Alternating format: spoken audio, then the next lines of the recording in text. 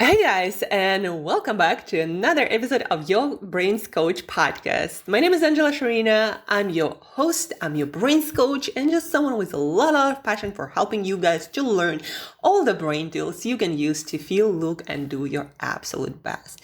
Guys, today I'm gonna combining a few of resources to give you caffeine user manual. And as we were talking with a friend of mine right now, caffeine is a tool. It's a tool that can be used to improve your performance, to make you feel better, and also a couple of other things, interesting things that you'll learn about. But it also can be abused. And that's where you get all jittery and stressed, and then you also interrupt your sleep patterns, right? And instead of benefits, you actually get a lot more side effects or negative effects that will make your life and your performance, especially long term, worse. Caffeine is not all positive or all negative. It's a tool that has this U-shape curve. When you get the benefits, right, you get them to a point, and then if you overdo it and use your caffeine in a way that is detrimental to your performance, that's where you start getting negative side effects and possibly negative health effects, right? If you drink your caffeine at the wrong time, the wrong amount, and you disrupt your sleep, and because of that, you don't sleep well, you don't recover well, a whole other issues will come up, from health issues to physical health, mental health, your heart health, inflammation levels. A lot of things can go up, can be triggered in a negative way when you abuse caffeine instead of learning how to use it by science. And guys, by science, I mean every one of us has their sweet spot of caffeine consumption. And by sweet spot, I mean when our performance is increased, when we get the health benefits, but our sleep is not disrupted, we don't get any side effects, and we are not going overboard, increasing anxiety with that caffeine, right? So let's get to the point. Andrew Huberman, by the way, if you're a fan of Neuroscience, please check out his podcast and all of his episodes. Practical Neuroscience, as I would describe the content of his podcast, right? He talks about everything from metabolism to things like protocols to improve focus, to gut health, to exercise, like a whole range of topics. And he connects all of that to his subject of expertise, neuroscience, and then creates really well put together applied neuroscience protocols to improve your life, your health, your well-being. So anyhow, Andrew Huberman this week on his podcast is talking a lot about caffeine and a couple of things you might not know about caffeine. It doesn't just make you feel like you have more energy or motivation. It doesn't just improve your wakefulness or your arousal, right? How awake you feel. It also increases, for example, your preference for stuff that goes along with caffeine. So what do I mean by that? Let's say you're drinking your cup of coffee and you are having some food with it. Now that might be a sandwich, salad, or sometimes I have carrot sticks or baby carrots with my coffee, right? And the preference, or also if you have some company with you, people you're talking with or communicate with. Maybe you have a buddy who you always have your first cup of coffee with, maybe family member, right? So the preference, the likeness of those people, foods, substances actually increases when you consume it, so to speak, along your caffeine, right? So how can you use it in your real life? Again, I was talking to a friend of mine, a coach, and I was like, but you can use it to start liking vegetables more. For example, I feel like that's why I'm such a fan of baby carrots, because I usually would consume it with my caffeine often. So baby carrots, right? If you don't like certain foods, but you need to eat more of them, maybe have a little bit of caffeine. It doesn't have to be, by the way, coming from coffee. It can come from caffeinated tea, like green tea or black tea, something like yerba mate, another caffeinated drink, maybe a piece of dark chocolate. with your baby carrots or your salad, and you will actually like and prefer, according to research, that food better with or without caffeine, right? So if you want to start liking certain food, consume a little bit of caffeine with it in any form that you prefer, and you will like it more. Maybe you want your kids to like, I don't know, vegetables more, carrots or salad. Maybe give them a little bit of dark chocolate or something like tea, black tea. Maybe your kids like green tea or black tea. They will like the food that goes along with it much better. So that's the kind of very interesting thing that I didn't know about, and I wanted to share with you, and I wanted to share with you a practical takeaway, right? So that's why, for example, if you consume your caffeine also with exercise, it's not just going to boost your performance, that's been proven by many studies, but it also going to increase your likeness of that exercise routine. So caffeine, not just for perceived amount of energy you have, your motivation or your alertness, but also for liking things that go along with that caffeine. Now, the second thing that you might not know about caffeine, everyone has their ideal coffee or caffeine, I'd rather say, tolerance. What it means is, Andrew Huberman shared this information. It seems that the ideal spot with caffeine is 1 to 3 milligrams per kilogram of body weight that will bring you to the state of awake, alert, aroused, more motivation, more drive to act, more energy, but not over the top. When you're anxious, jittery, when you have all this energy, but you don't seem to be able to do anything with that, right? Maybe your anxiety levels are up, your stress all of a sudden goes up, stress levels. Or if it's too little, maybe just one espresso, that's about 50, 60 milligrams of caffeine. Maybe it doesn't do any much for your performance, for your alertness, your ideal arousal for performance, mental or physical. But maybe 2 espressos will do that for you. And again, the amount of caffeine seems to be 1 to 3 milligrams of caffeine per kilogram of body weight. So for example, if I'm 55 kilos, that's going to give me about 110, 150 milligrams of caffeine. To be in that ideal state, mentally alert, awake, my motivation is boosted, my energy levels is boosted, but not over the top when I'm anxious and jittery. And I overdid caffeine at some point in my life. I remember especially vividly this episode in Italy when I had one espresso shot after another, and I didn't think much about the amount of caffeine in those espresso shots. In Italy, those are also very strong, meaning they contain more caffeine. And I noticed that I had this jittery energy and my hands even started to shake, and I was like, I do not like this feeling, and my anxiety levels, I was kind of all over the place. I'm like, okay, I do have my caffeine tolerance. That's when I really got to be aware that there is such a thing, and I just overdid it.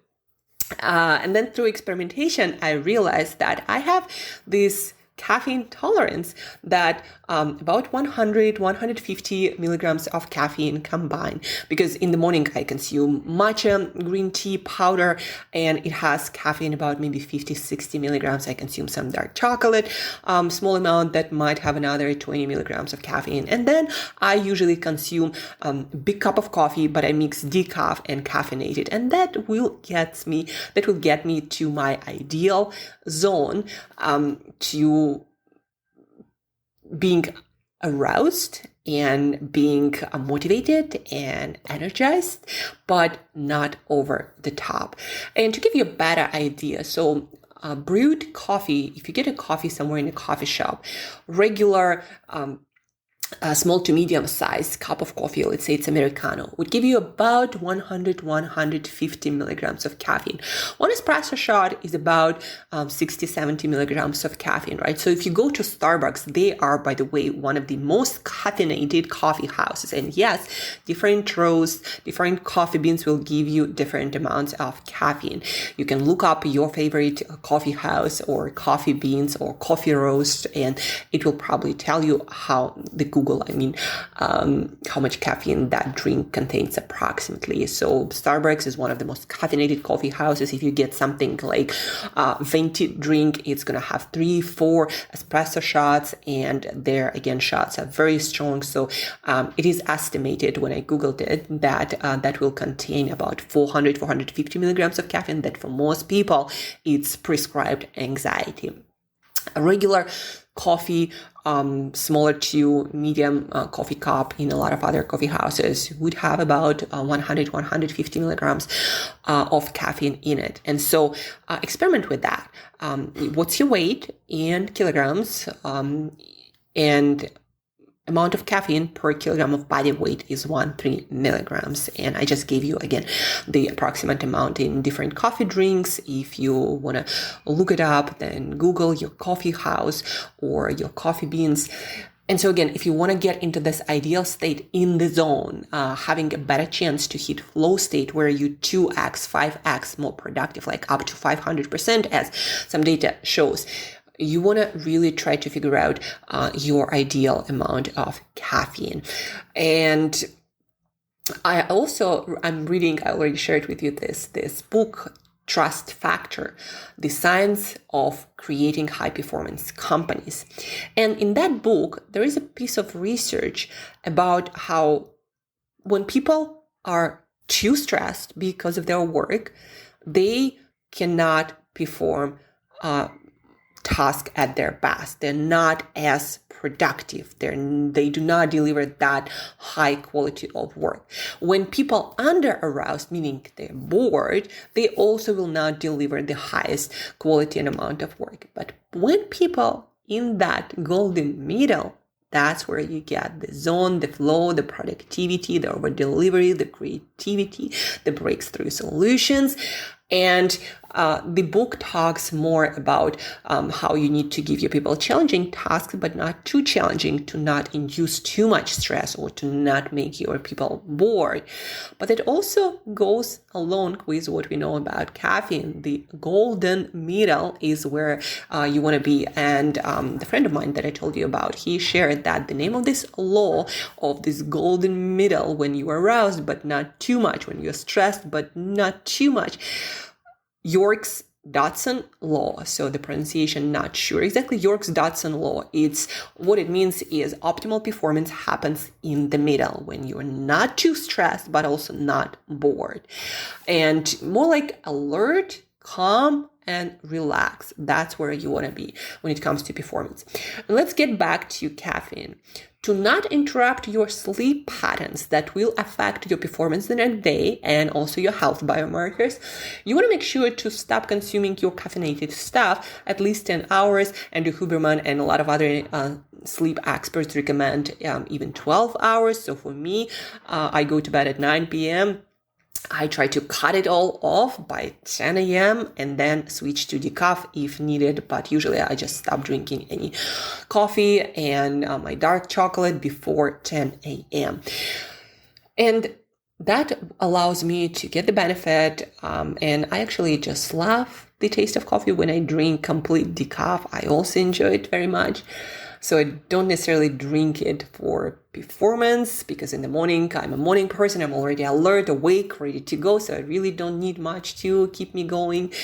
In the afternoon, I usually use cold shower. I usually get outside to get sun. I would usually do some light exercise to bring me to also hyperventilation breathing or Wim Hof to bring me to the right level of alertness and focus. And I don't consume caffeine for the reasons because it will disrupt my sleep, and that will get into possible health problems and performance problems the next day and long term, right? So with caffeine, it's very important, the timing, the amount, and to sum up this episode, guys, what you want to understand about your performance, your caffeine. And so the caffeine brings positive effects into your life, not negative. So two factors are important, the amount. And by the way, the amount of caffeine is actually different for different people. Some people have more tolerance for caffeine, some less. But I read from one of the experts that that caffeine, you're not caffeine dependent and you don't disturb your long-term health and your natural biorhythms with caffeine. You know that if you can not have coffee on any specific morning and be totally fine, in that scenario, you know that caffeine, yeah, it might do something for you, but you're not dependent on that. Your systems are not dependent on that caffeine, and they can function by themselves totally fine. So that's a good indication that you are not drugging yourself with that coffee, but instead using it as a booster, getting all the benefits, but very little negative side effects. So the amount of the caffeine will vary for different people. Obviously, it will be different depending on your body size, on your weight. Also, it is different based on your brain type. Some people are, again, more sensitive. Some people are already on a more alert and awake and ready to go side. And some people are more chill, laid back. And actually those chill, laid back people will need less caffeine to get them to a point of optimal performance. And then also for the task, the easier the task is, it seems, the more stress and jitteriness it can tolerate. The more complex task for me, it's long form writing. The more you need to be in a golden middle, or even a little bit maybe on a lower side of arousal or stress levels to get to that long form writing for me, or work that is really mentally challenging. You would think like the more alertness and arousal motivation you have for the harder task, the better. Actually, the data shows otherwise. Simple tasks can tolerate a lot of stress. More complex tasks will need you to be more relaxed, more chill. So the kind of task will also be perfect for a certain amount of caffeine, but experiment with that. And the formula is, again, 1-3 milligrams of caffeine per kilogram of body weight. And again, 1 espresso shot, that's usually in a regular cup of coffee. Well, actually, no, regular cup of coffee would have a little bit more. So espresso shot, 70 milligrams of caffeine. You have your brewed coffee, let's say Americano, regular cup, 150 milligrams of coffee.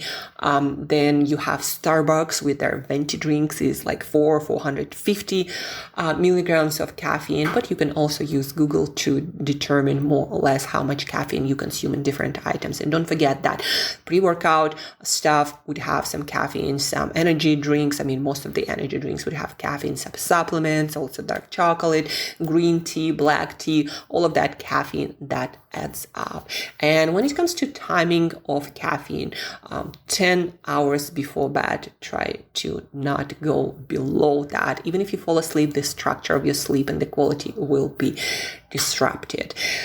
And that's it about caffeine, guys. Let me know. The last piece, remember that if you want to like some stuff, maybe some people more, consume them along with caffeine. Maybe a piece of chocolate with your salad, or maybe, trying to make your kids eat more vegetables and give them a little bit of dark chocolate or maybe tea.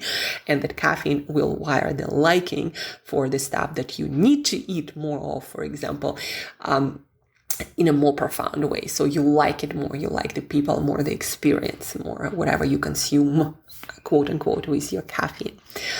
And that concludes our episode on caffeine. Resources mentioned: Andrew Huberman Lab podcast, and the book by Paul Zak, director of the Institute of Studies of Neuroeconomics.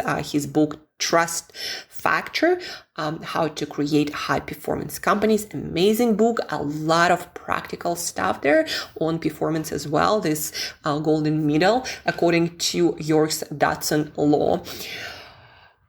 Those are the resources. Your caffeine tolerance, 1-3 milligrams per kilogram of body weight. And don't forget about timing. And if you have any questions, please do reach out, guys. Use your caffeine responsibly to make you better, more awesome, delivering your best work instead of jittery, anxious all over the place and not sleeping well, right? Ask questions, share this episode with other people, share the podcast, teach it to other people to learn it twice. And thank you for tuning in. Thank you for listening. If you've been consuming coffee along with this podcast, that you might like it even more. In any case, stay tuned for future episodes. Share, ask questions, and till next time, drink your coffee responsibly.